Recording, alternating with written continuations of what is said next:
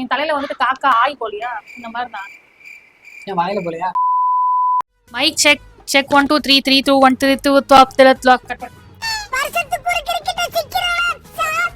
Hello மக்களே, welcome to our channel ஊர் புரளி.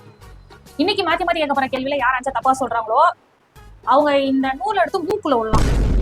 வாங்க உள்ள போலாம். எதுக்குள்ள? நிகழ்ச்சிக்குள்ள போலாம்.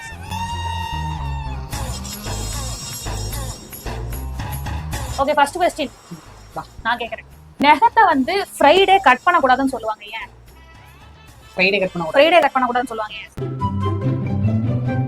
ஃப்ரைடே சாமிக்கு உகந்தனான்னு சொல்லுவாங்க. அதனால எந்த சாமிக்கு என்ன உகந்தனா தெரியலனா சொல்லுங்க. அதாவது ஃப்ரைடே காலையில வெட்ட கூடாது, நைட் வெட்ட கூடாது. என்னென்ன சொல்றோம் பாருங்க.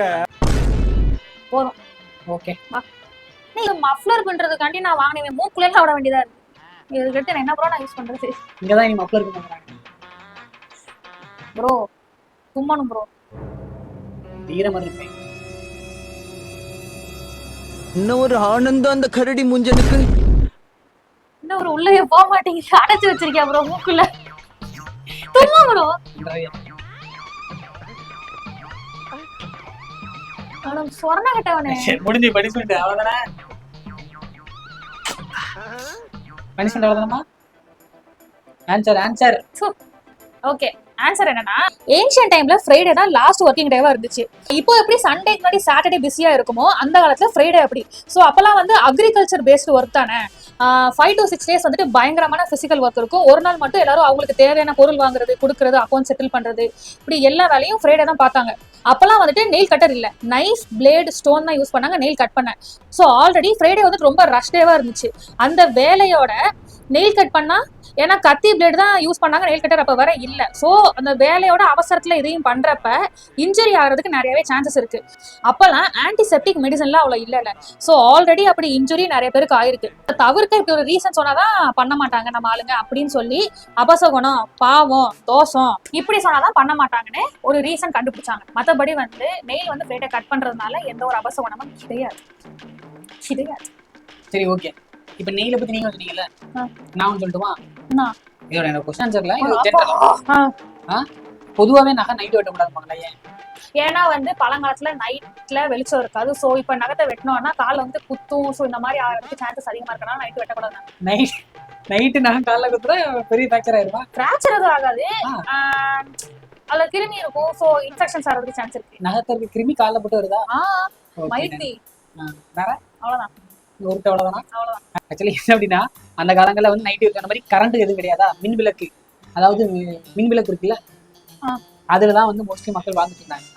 அந்த டைம்ல அதுலதான் வாழ்ந்துட்டாங்க. ஸோ அந்த டைம்ல மோஸ்ட்லி என்ன அப்படின்னா, நெயில் கிட்ட அந்த மாதிரி எந்த ஒரு வசதியுமே இப்ப கிடையாது. கத்தி அந்த மாதிரி இதை வச்சு இருப்பாங்க. அப்பா இருக்கும்போது நைட்டு வெட்டும்போது நகை வெட்டினா கையில போட்டு ரத்தம் வந்துருக்கு. அந்த ஒரு காரணத்துக்காக தான் நைட்டு நகை வெட்டக்கூடாது அப்படின்னு இருக்காங்க. இது காலமுள்ள டெக்னாலஜில நகை வெட்டி எல்லாம் வந்துட்டு அதுக்கப்புறம் எப்போ வெட்டினா என்ன?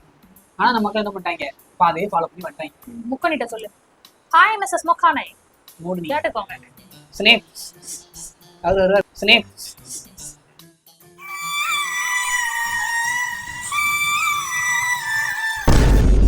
நம்ம ஆரம்பிக்கலாங்களா?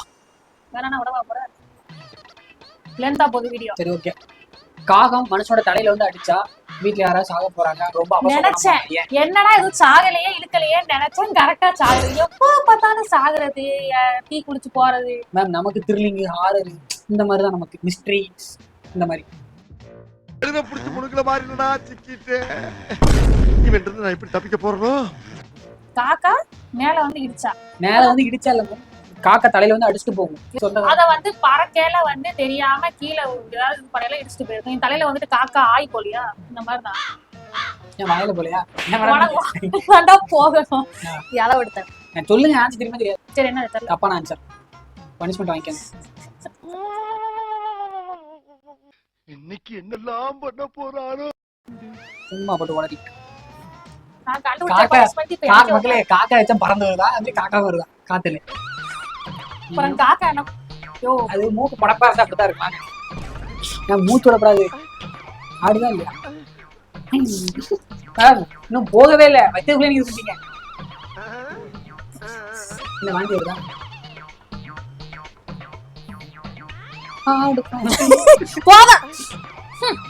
Final touch.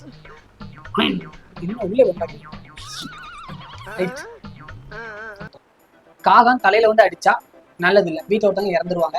இதுக்கான ரீசன் காகம் பறவை இனங்கள்ல ரொம்ப அறிவான ஒரு பறவை, எப்பவுமே கூட்டத்தோட வாழக்கூடியது. அதோட உணவுகள் அப்படின்னு பாத்தீங்க அப்படின்னா பழங்காலங்களில் போர் நடக்கும்ல, போர் நடந்ததுக்கு அப்புறம் இறந்த மனுஷனோட உடம்ப திங்கிறது, மோஸ்ட்லி மாமிசம் தான் அதோட உணவா இருக்கும். அதுவும் இல்லாம சனி பகவானோட வாகனமும் காகம் தான். அதிக பிணங்களை சாப்பிட்றதுனாலையும் சனி பகவானோட வாகனமா காகம் இருந்ததுனாலையும் இதை சாவோட ஒப்பிட்டாங்க. காகம் எப்பவும் மனுஷங்களை தலையில தான் தாக்கும். எப்பனா அதோட கூட்ட கலைக்க யாராச்சும் வந்தா தாக்கும். ஸோ காகம் தலையில இருந்து அடிச்சா எந்த ஒரு கெட்டதும் நடக்காது, அப்படியெல்லாம் எதுவுமே கிடையாது. காலப்போக்கில் மாத்தினதுதான். அப்படியே கண்ணை பிடிங்க தின்னு முடியும் முகரே பாரு.